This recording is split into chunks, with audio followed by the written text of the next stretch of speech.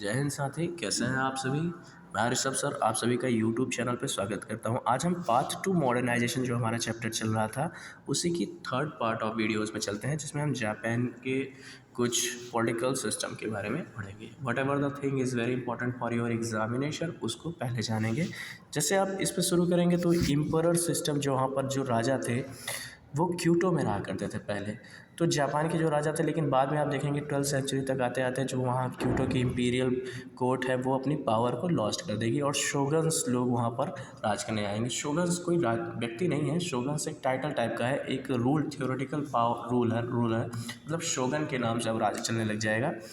और राज कौन लोग कर रहे होते हैं, आप देखेंगे कि फ्रॉम 1603 टू 1867 में यहाँ पर तुलुगुआ फैमिली के लोग राज कर रहे हैं, मतलब टाइटल शोगन्स है और उसके अंदर राज कौन कर रहे हैं, तुलुगुआ फैमिली लोग राज करेंगे।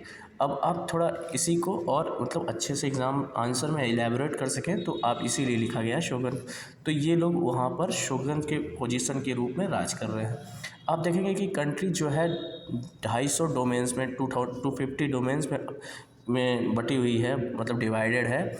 और इस पर आप देखेंगे हर एक डोमेन्स में आप देख रहे होंगे लॉर्ड्स लोग राज करते हैं, तो जिसको लॉर्ड्स को क्या कहें, दाइमियो लोग को राज कर रहे होते हैं। अब आप सोच रहे होंगे कि शोगन्स भी हैं, दाइमियो भी हैं, तो ऐसा है कि जैसे कि एक बड़े नेशन में छोटे छोटे डोमेन्स पे दूसरे लोग राज कर रहे हैं और उन सब के ऊपर कोई एक व्यक्ति राज कर रहा है, उसका नाम वो शोगन्स टाइटल लेकर राज कर रहा है, मतलब वो राजा मेन राजा है। ठीक, ऊपर शोगन्स है, ऊपर शोगन्स, नीचे दाइमियो, ऐसे समझना है। ठीक, तो ऐसे इस फॉर्मेट में समझेंगे तो लॉर्ड्स लोग दाइमियो। तो शोगन्स जो हैं वो और भी क्या है, वो लॉर्ड्स पे भी एक्सरसाइज करते हैं, मतलब उनकी पावर के ऊपर राज कर रहे हैं। इवन इसके अलावा उनको ऑर्डर दे रहे हैं। इवन ऑर्डर में क्या देते हैं ज़्यादातर, तो उनको कहते हैं कि प्रमोट करते हैं कि आप कैपिटल में रहो। ईडो जापान में जो जगह है ईडो, बाद में आप सुनेंगे कि ये टोक्यो की ही पुराने नाम है, टोक्यो वहाँ का कैपिटल है, मॉडर्न टोक्यो शहर का।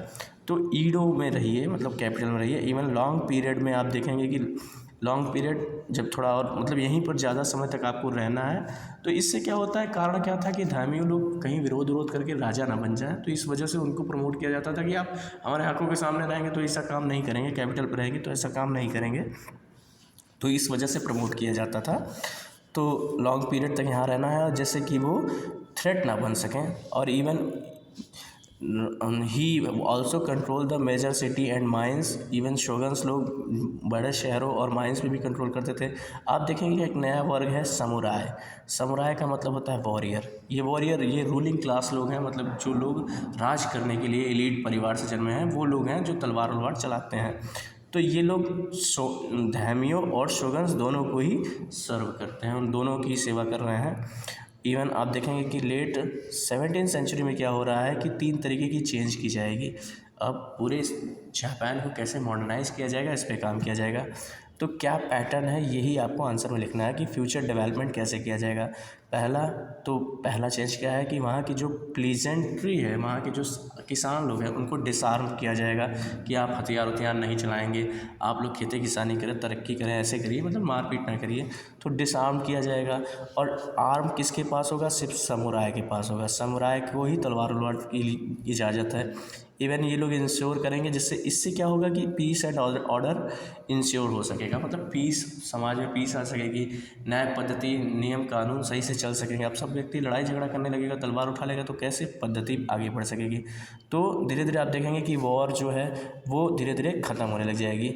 इवन दूसरा क्या चेंज किया जाएगा, ये दूसरा बहुत इंपॉर्टेंट है, जो दाइमियो लोग हैं उनको ऑर्डर दिया जाएगा कि आप अपने जो कैपिटल है, जो जहाँ डोमेन्स हैं वहाँ पर मतलब उनको ऑटोनॉमस कर दिया जाएगा कि नहीं, आप जाइए स्वतंत्रतापूर्वक वहाँ पर राज करते रहिए। मतलब ऑटोनॉमस का मतलब ये नहीं कि पूरी तरह से फ्री कर दिया गया है, मतलब वहाँ पर आपकी ही सत्ता है, आप वहाँ रहिए, वहाँ लोगों को आप कमांड कीजिए, बाकी आप हमको आकर मतलब रिपोर्ट करिए, मतलब ऑटोनॉमस पावर दे दिया जाएगा। और थर्ड चीज़ क्या है, सभी लैंड के सर्वे कराए जाएंगे, ओनर, टैक्स पेयर, जैसे कि क्या कहते हैं, लैंड की प्रोडक्टिविटी पे भी काम किया जाएगा कि कैसे रेवेन्यू जनरेट हो सके। तो जापान की रेवेन्यू कैसे जनरेट हो सके, यही 3 चेंज की जाए। और ये तीनों चेंज आपके लिए इंपॉर्टेंट है जस्ट बिकॉज आंसर में ये तीनों चेंज लिखने हों।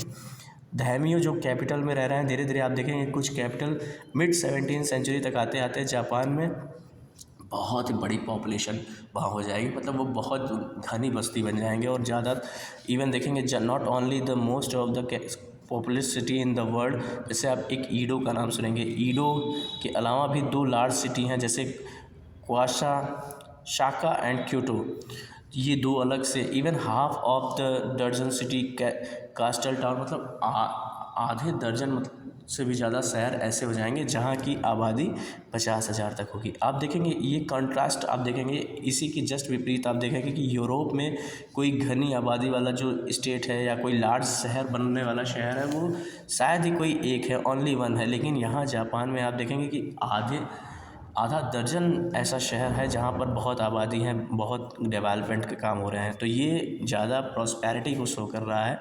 This lead the growth of commerce economy and create financial and credit system. ये किस चीज़ को लीड कर रहा है? Growth of commercial economy, credit, finance, इन सब चीज़ों को शो करता है। अ पर्सन मेरिट बिकेम, अब आप देखेंगे ये लाइन आपके लिए एग्ज़ाम के प्रोस्पेक्टस से बहुत इंपॉर्टेंट है। क्या कि अब लोगों को धीरे धीरे जो उनकी स्टेटस है उससे नहीं आंका जाएगा, उनकी मेरिट से आंका जाएगा। जो जितना टैलेंटेड है वो उतना ही अच्छा कार्य कर सकेगा, ऐसा देखा जाएगा। तो आप देखेंगे ये जो लाइन है, a person begin to be more valued than his status, तो उसकी अपनी जो टैलेंट है, जैसे कोई लिखने का टैलेंटेड है, कोई मूर्तिकार है, तो जैसे इकोनॉमी जैसे जैसे डेवलप्ड होगा तो बहुत सारे काम करने के तरीके डेवलप्ड हो जाएंगे। तो जो जितना टैलेंटेड है वो उतना ही ज़्यादा तरक्की करेगा। इवन आप देखेंगे कि वाइब्रेंट कल्चर वहाँ पर फैलना शुरू हो जाएगा। इवन फास्ट ग्रोइंग जो वहाँ की मर्चेंट क्लास है वो धीरे धीरे थिएटर एंड आर्ट को प्रमोट करेगी, कि जो थिएटर को प्रमोट, अब सोचिए जो थिएटर से जुड़ा व्यक्ति है वो अलग तरीके से कमाएगा, आर्ट से जुड़ा व्यक्ति अलग तरीके से कमाएगा, ये तरीका को प्रमोट किया जा रहा है।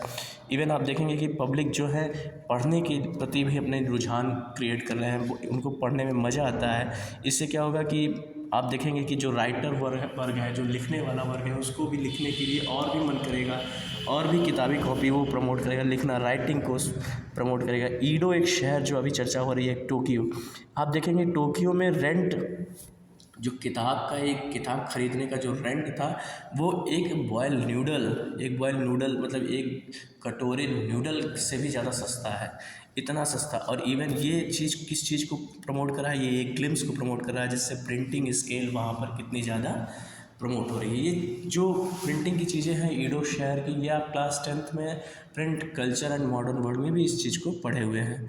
आगे चलते हैं, बहुत इंपॉर्टेंट प्रोस्पेक्टस। वीडियो अच्छा लगे तो प्लीज़ लाइक, शेयर, सब्सक्राइब जरूर कीजिएगा। मैं ऋषभ सर, और चलिए आज हम थर्ड पार्ट की इस वीडियो में जापान की बहुत इंपॉर्टेंट चीज़ों को जान लेते हैं। जो जापान वॉज कंसिडर्डली रिच, तो आप कह सकते हैं जापान एक कंसिडरली माना जा सकता है कि बहुत रिच है। इवन रिचनेस उसकी कैसे देखेंगे कि वो लग्जरी आइटम को इंपोर्ट करता था, कहाँ से? चाइना से सिल्क मंगाता था, टेक्सटाइल यानी कपड़ा इंडिया से मंगा रहा है, और बदले में वो क्या पे करता है? गोल्ड, सिल्वर, ये सब चीज़ें पे करता रहता है। लेकिन ये चीज़ बाद में उसको रिस्ट्रेन करेगी, बहुत तनावपूर्ण हो जाएगा। रिस्ट्रेन मतलब तनावपूर्ण हो जाएगा। कैसे? कि उसकी इकोनॉमी में उसे समझ में आएगा कि धीरे धीरे इस सब मतलब ये जो प्रीशियस मेटल है इसका एक्सपोर्ट करना बंद किया जाए। तो आप देखेंगे कि तुलुगुआ जो फैमिली है, मतलब जो राज कर रहे हैं, वो रिस्ट्रिक्ट कर देंगे एक्सपोर्ट को, प्रीशियस मेटल्स को। और इवन आप देखेंगे कि दे ऑल्सो टुक, मतलब इसके अलावा लेकिन एक्सपोर्ट करना बंद कर दिए। इसका मतलब ये नहीं कि वो सिल्क और उस चीज़ का यूज़ करना बंद कर दिए।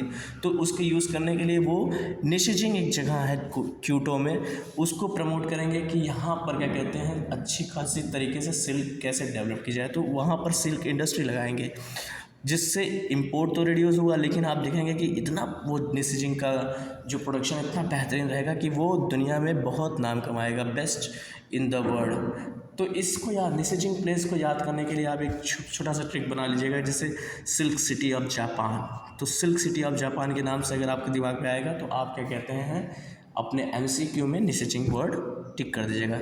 इवन आप आगे देखेंगे कि other development such as increase use of money, और भी वहाँ पर डेवलपमेंट हो रहा है, जैसे वहाँ मनी के जो यूज़ हैं उसको इंक्रीज़ कर रहे हैं। इवन स्टॉक एक्सचेंज में भी बहुत ही राइज कर रही है। स्टॉक एक्सचेंज जिससे ये सारी चीज़ें क्या बता रही हैं कि वहाँ की इकोनॉमी कैसे आज नई तरीके से डेवलप्ड हो रही है, मतलब उस टाइम पीरियड में नई तरीके से डेवलप्ड हो रही हैं।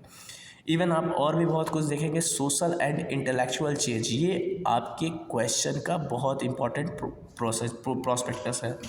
इस पे क्या बताया जाएगा कि जैसे हम पहले से एक स्टोरी सुनते आए हैं कि जो जापान प्लेस है वो चाइना, उसमें बहुत मतलब उसकी संस्कृति, कला संस्कृति जापान को दी गई है, मतलब जापान चाइना के अंडर है, कहने का मतलब ऐसे समझिए। जैसे इसमें लिखा है the study of the ancient Japanese literature led purpose a question of the degree of Chinese influence and to argue the essence of the being China could be found long before the contact with China.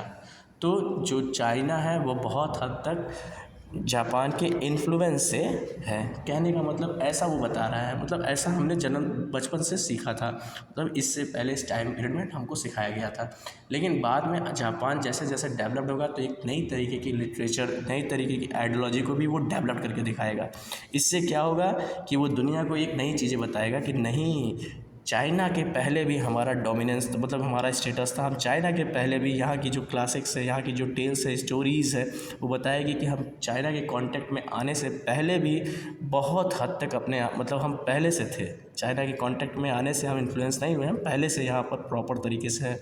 Even एक story, अब tell of the गेंजी को पढ़ेंगे तो उसमें एक mythological origin की एक story भी है, जिसमें उन्होंने कहा है कि ये जो आइलैंड है वो भगवान द्वारा बनाया गया है, और जो हमारे सम्राट हैं वो सूर्य देवता के पुत्र हैं, डिसेंडेंट हैं, पुत्र हैं सूर्य देवता के, मतलब पूरा आइलैंड भगवान द्वारा बनाया गया है और हमारे राजा जो हैं सूर्य देवता के पुत्र हैं।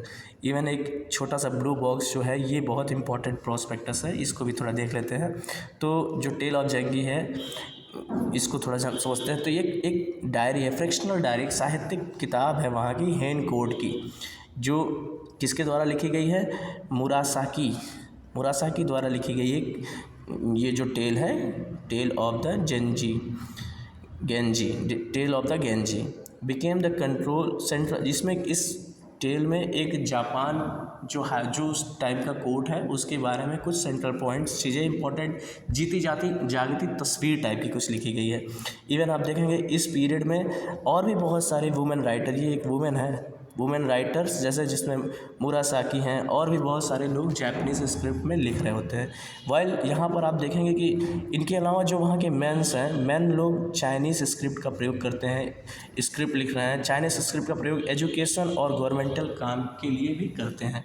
लेकिन हम यहाँ पर आप देखेंगे ये जो नॉवेल है, इस नॉवेल की थोड़ी बात कर लेते हैं। ये नॉवेल एक रोमांटिक लाइफ ऑफ प्रिंस गेंजी की एक कहानी है।